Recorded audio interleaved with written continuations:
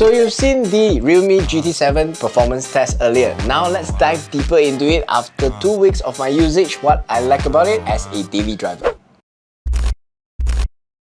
Now, as a recap, the Realme GT7 is the first phone in Malaysia to feature the groundbreaking MediaTek Dimensity 9400E processor. It's blazing fast, ultra efficient, and built for performance that keeps up with you, whether you're gaming, multitasking, or pushing the limits of mobile creativity. No doubt with it through the benchmark scores and my everyday usage. Second thing I like about this phone is the massive 7000 mAh battery that is paired with 120 watt fast charger. This combination really made me worry-free from battery run out, even days that I've forgotten my power bank, cause I can easily run through the day without even charging it. Now, turning it around, you'll see something you've never seen before. The Realme GT7 debuts the world's first iSense design, featuring a graphene back cover that's not only stylish but helps to keep the phone cool even during intense use. Now, to the cameras. If you're a content creator or you just love shooting videos, this is for you. The Realme GT7 supports up to 8K 30 frames per second and also a full scene 4K at 120 frames per second cinematic videography. That means ultra smooth, ultra crisp footage in any lighting condition, giving you the tools to create studio quality content right away from your phone.